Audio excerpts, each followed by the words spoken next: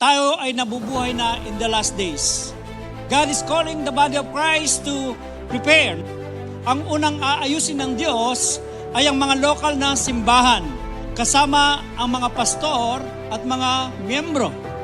Ang hangarin ng gawain ito ay muling pagkaisahin sa pag-ibig ang bawat simbahan.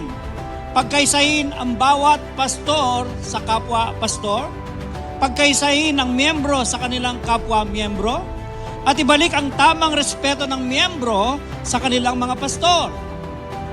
At mahalin ng katawan ni Kristo kung paano minamahal ng ating Diyos. Ang sabi po ng Malakay chapter 4, God is sending the spirit of Elijah, where He will turn the hearts of the Father to the Son, and the hearts of the Son to the Father. Kapatid, binubuo na po ng Diyos ang kanyang katawan. This is the hour of the local church. This is the hour of the body of Christ. Panahon na para magkaisa tayo. Panahon na para ang mga pastor ay muling magkaisa sa kapwa pastor. Panahon na ang mga miyembro ay matutong magmahal sa kanilang mga pastor. Kapatid, this is the time for unity. Iba't iba ang kultura ng bawat simbahan. At kung saan ka, igalang mong simbahan mo.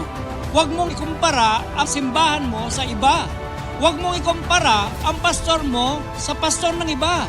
At huwag kang magsalita ng anumang laban sa isang simbahan. Imposibleng mahal mo ang Diyos na hindi mo mahal ang pastor mo. Kapag pinoproteksyonan mo ang pastor mo, pinoproteksyan mo rin ang simbahan mo. Maraming mga Kristiyano ang nadadamay dahil sa kasiraan na sinasabi ng walang takot at walang pag-ibig sa kanilang pastor. You must love and honor your pastor. Kung committed ka sa isang simbahan, you must listen and respect your pastor. Kahit marunong ka at mas magaling ka sa pastor mo, kung hindi ka naman marunong magpasakop sa pastor mo, hindi ka pa rin kalugod-lugod sa harapan ng Diyos. Gusto nyo bang ma-revive ang katawan ni Kristo? Magtulungan tayo. Tandaan nyo, hindi tayo magkakaaway, magkakasangga tayo. Pastor, kasalanan po ba ang lumipat ng church? Nagkakasala po ba ang isang Kristiyano pag lumipat siya ng church? Hindi po ba pare-pareho lang yan? Di ba iisa lang naman yan, Pastor? Yan po ang palaging idinadahilan ng maraming mga Kristiyanong palipat-lipat ng simbahan. Alam niyo po, may sinasabi ang Bible sa Psalm 92:12-15. They are planted in the house of the Lord and they will flourish in the courts of our God. Sino raw po yung mga nagiging mabunga, umaasenso, sumusulong? Sila po yung mga they are planted in the house of the Lord. Meaning, mga kapatid, hindi lang po sila temporary planted, not visiting, not transient, not observer or critics, not even trainees, but those who are planted in the house of the Lord. Ang ibig po sabihin niyan, mga kapatid, we must bloom where God has planted us, no? Ang Bible po ay walang partikular na sinasabing kasalanan ang lumipat ng simbahan o mag-iba ng simbahan, gaya ng sinasabi ng iba. Meron po bang particular verse, Pastor, na nagsasabing bawal lumipat ng simbahan? Oo nga po, wala tayong makikitang particular verse na nagbabawal. The Bible believes in loyalty. The Bible is the book that teaches and promotes loyalty. Loyalty sa ating Diyos, loyalty sa ating pastor, at loyalty sa ating pong simbahan. Listen to this, mga kapatid. No church, no government, no organization, no company can survive and succeed without loyalty. Kaya nga po, one of the greatest problem in the life of the local church today is the lack of deep sense of loyalty. Marami pong mga mananampalataya ang hindi pa natutong maging tapat sa kanilang simbahan at kinabibilangan kung saan sila inilagay ng Diyos. Pag-aralan natin, mga kapatid, how to bloom and how to flourish where God has planted you. Kaya mga magulang ko po at mga kapatid, we must support and we must promote and we must love our pastors. Why? Dahil sila po ay sinugo ng Diyos upang tayo kanilang pakainin spiritually, alagaan spiritually, at proteksyonan spiritually, at para lumago ang ating spiritual na buhay. And they are God's delegated authority. Ibig sabihin, they represent God of heaven over us. They stand before us to represent God Himself.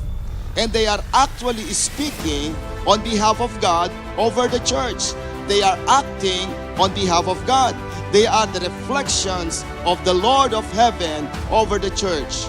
They were sent by God for our good because they have the power to bless us, and they have the power as well to punish those who do wrong.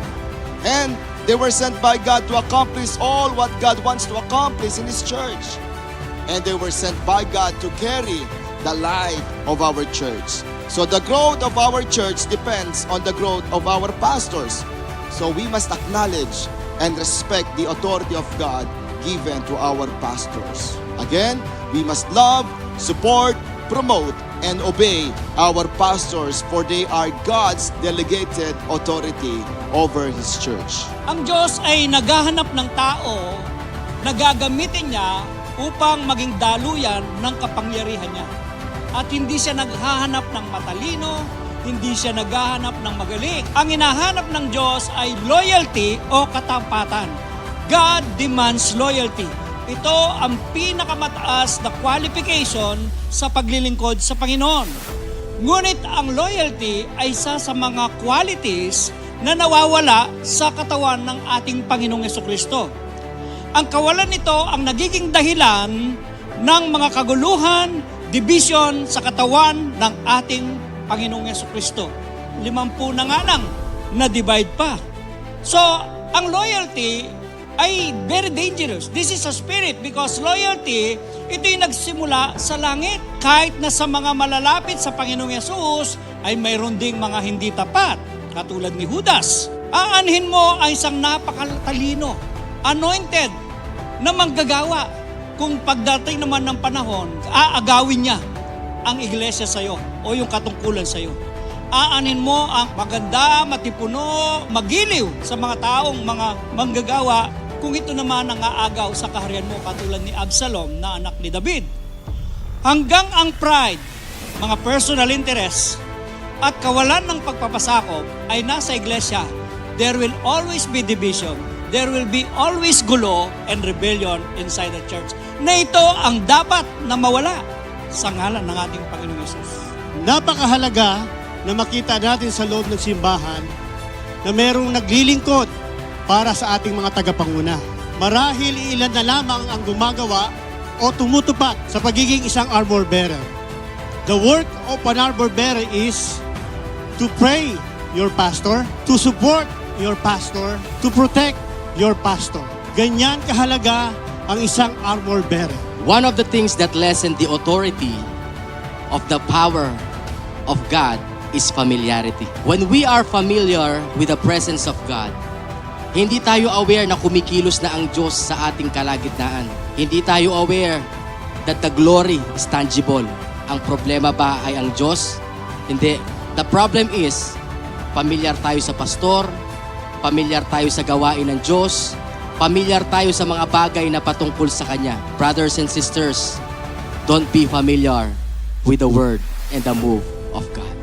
Mga bagay na kailangan mong malaman patungkol sa iyong leader o sa iyong pastor.